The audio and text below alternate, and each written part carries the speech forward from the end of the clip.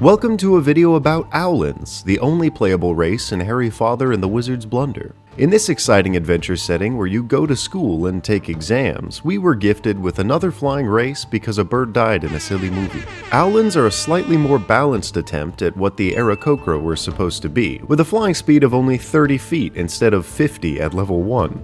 Because having players fly around at a terrifying 11 miles an hour is too much of a problem for DMs to handle up until 5th level. The only issue that I had with Aarakocra were their hands. Like, look at those things. Birds don't have those kinds of hands. But you know what the Aarakocra did have?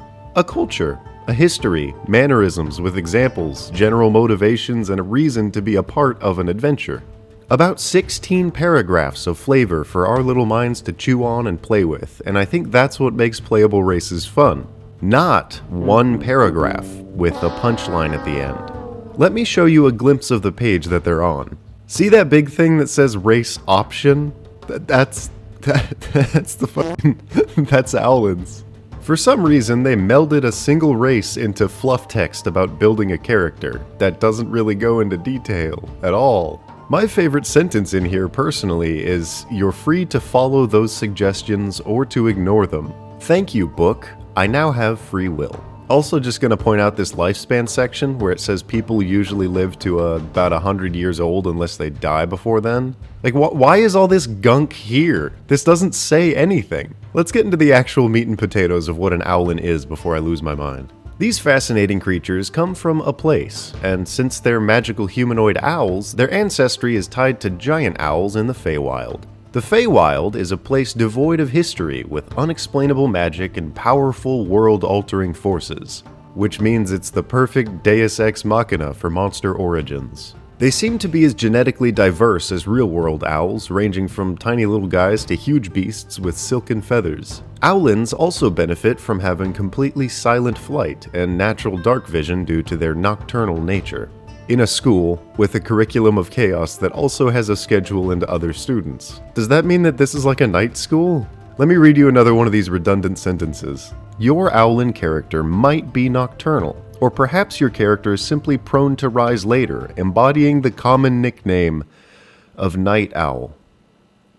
Here's some pictures and names of owls really quick so that you don't get a brain hemorrhage. Alright, what else do we have on them? Oh, okay, that's it.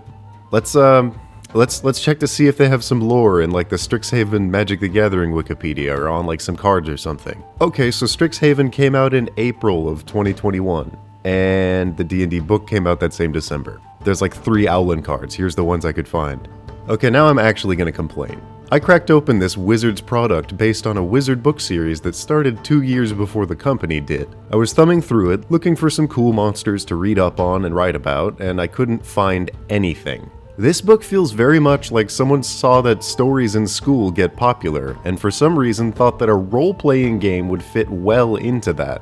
I mean, we all like watching a little bit of Wizards of Waverly Place, but if you played the College of Winterhold in Skyrim, you know that school is always boring in practice. So they took the concept, drudged up the bare minimum, padded it with a bunch of these weird double sentences, like the one in Spelljammer, where a species talks by pushing air out of its mouth, and then pumped it out alongside magic cards.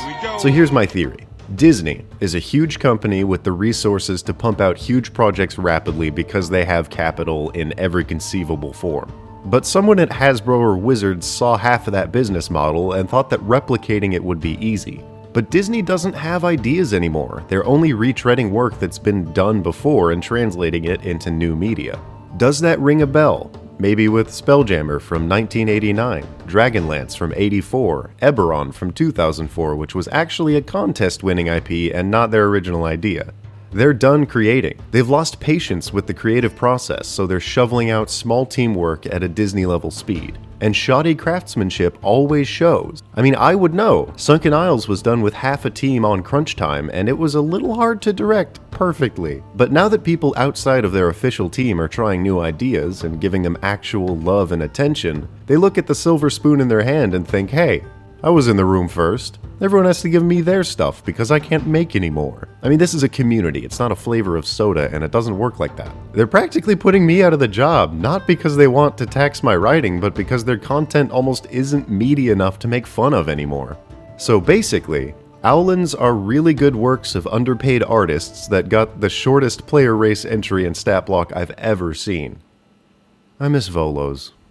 Hello, it's me, 1 hour before this goes live. This video wasn't sponsored, I just didn't want to vanish for a whole other month. A really quick closing thought: retreading old ideas is not bad as long as you add something new to it. It's not impossible for Wizards to put out a banger in the near future, they just need to accept a genuine financial loss while they re-find the footing that they have lost. And while I re-find my footing, I wouldn't mind a few video topic suggestions in the comments.